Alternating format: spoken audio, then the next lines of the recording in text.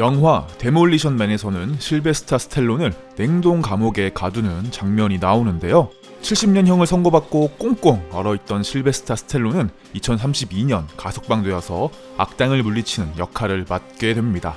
영화의 배경이 되는 2032년이 이젠 15년밖에 남지 않았습니다. 과연 15년 뒤에는 인간을 냉동시켰다가 다시 부활시킬 수 있을까요? 오늘은 여러분이 냉동 인간이 되기 위해서 알아야 할 7가지에 대해 알아보죠.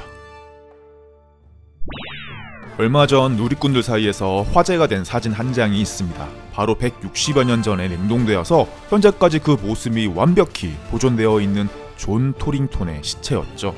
탐험가였던 존 토링톤은 1845년에 북극을 탐험하다가 사망했는데요. 그 이후로 줄곧 차디찬 북극의 얼음 속에서 방치되어 있다가 1983년 처음 발견되었습니다. 눈을 반쯤 뜨고 입을 벌린 채로 발견된 존 토링톤은 160년 전 모습이 거의 그대로 보존되어 있어서 사람들을 깜짝 놀라게 했죠. 그 후 독일의 연구팀이 이 냉동인간의 부활에 성공했다는 근거 없는 소문이 돌면서 더욱 유명세를 타게 되었습니다. 하지만 존 토링톤은 엄밀히 말해서 우리가 생각하는 냉동인간은 아닙니다. 냉동인간이라 함은 나중에 부활할 것을 믿고 스스로 차가운 얼음 속으로 들어간 사람을 일컫죠. 그렇다면 인류 최초의 진정한 의미의 냉동인간은 과연 누구일까요?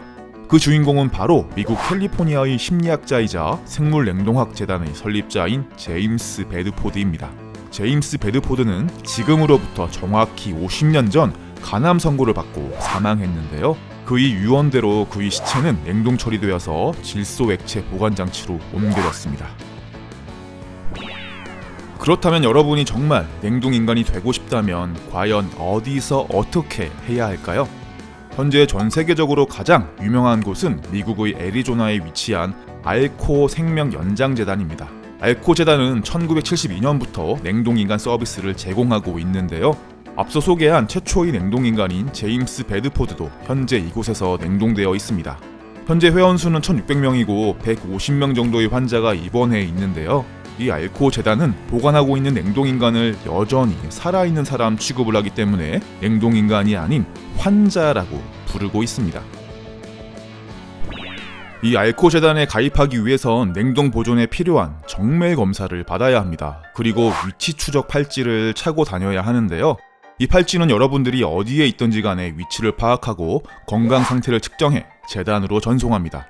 그리고 죽음에 다다를 때쯤 어디선가 특수 차량이 귀신같이 나타나서 여러분을 재단으로 수송할 것입니다.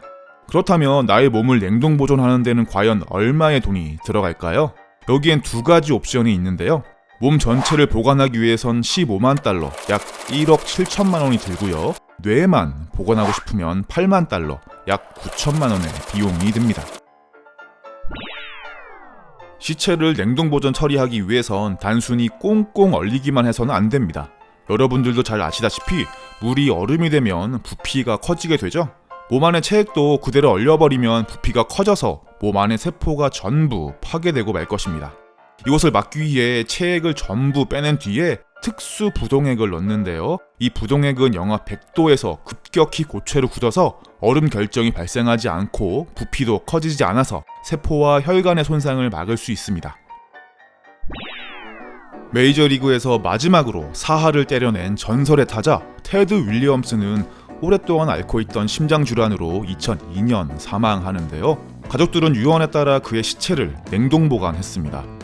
1964년 그의 저서 냉동인간에서 냉동 보존의 개념을 처음 제시했던 로버트 애팅거는 2011년 92세의 나이로 별세를 했는데요. 그 역시 차가운 액체 질소 속에 보관되어 있습니다.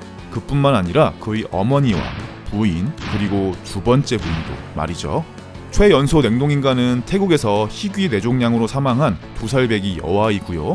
디즈니의 설립자 월트 디즈니와 미국 서부극의 트레이드 마크였던 존 웨인도 냉동창고 어딘가에 보관되어 있다는 소문이 있지만 확인된 건 없습니다.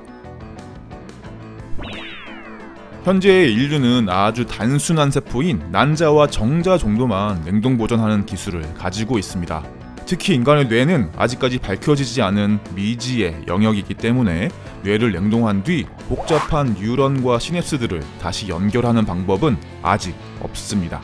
하지만 최근 미국의 브레인 리저베이션 재단이 토끼의 뇌를 냉동했다가 거의 완벽한 상태로 되살리는 데 성공함에 따라 인간의 뇌에도 이 기술을 적용할 수 있는 청신호가 밝혀졌습니다.